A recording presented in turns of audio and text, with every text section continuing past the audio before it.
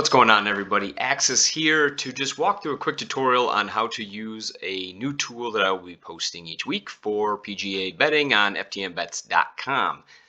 If you don't know already, that is go to FTN Bets, you go to the home page. Under PGA, it'll be PGA Betting Model, posting up the lines from my simulations for the week.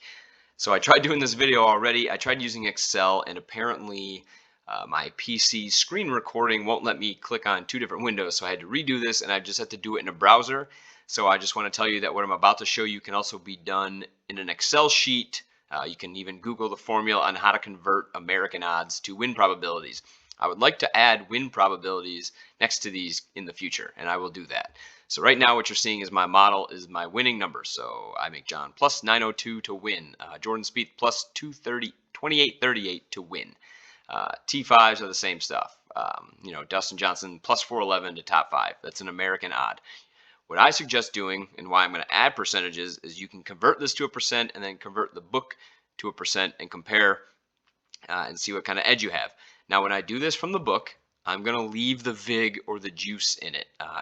If it was a head-to-head matchup, I may strip it out, but I normally leave it in for everything I do, closing line value, all of that, just because I don't think my model is 100% perfect. No one should. So I leave in some fudge factor, and I want to make sure that I can beat or have an edge on the vig line, not just what the book's win probability is. Other people, professionals might laugh at me. I don't really care. That's just how I choose to do it. So we'll go over. So again, we'll use Dustin Johnson plus 411 to finish top 5. If you go over to FanDuel, you can find Dustin Johnson finishing position, top 5, plus 490. Like, oh, wow, cool, bigger number. But let's just look at that real quick. So 411 was mine. That's 19.6% implied probability. The book was 490. So that is 16.9. I get the difference there of what, 2.7. So, that could be on the borderline for you. Maybe you want to use this tool as like, I'm going to bet things to the difference of 4% or 1% or 5%. That's the part of the tool that you will have to decide. And I put it out there because there's a lot of different books. A lot of states are legalizing, different books here, there, different odds sometimes it seems. So I figure if I just release this, I don't always have a chance to run it against every book. So this gives you a chance to shop the books you use and use this tool to that degree. So that's why I put it out here. Again, I have to use this odds converter website because it would not let me show Excel on my screen share. You can make all sorts of stuff in Excel to do all of this for you. And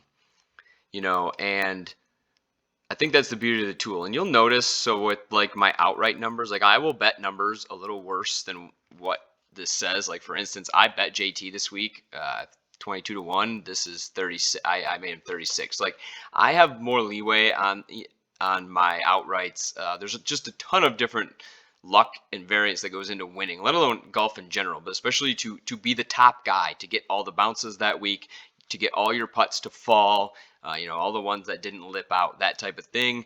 So do I bet some that I deem by my numbers negative EV? Yeah, the outrights to me are fun. They don't make up a huge chunk of my portfolio each week. I do try to bet the positive expected value ones as well, but I will reach for some outrights. As far as like the T5s, 10s, 20s matchups, that's by the numbers, baby. That is, you don't really have to guess or see if I'm doing anything funky when it comes to that. So, and again, like these numbers, there's really not that much difference in these golfers. Like, I don't know. That's another reason I think you should get used to working in probabilities as well. Like 25 to 1 to 28 to 1. Like if you type that in over here. So we'll start with the 28 to 1, 3.4%. 25, 3.8. Like that is just minuscule. 0.4%. Like so don't fret too much. I mean, long term, if you're really trying to grind it out, yes, you should have money at all the books that you can afford to have it at, so you can always get the best line.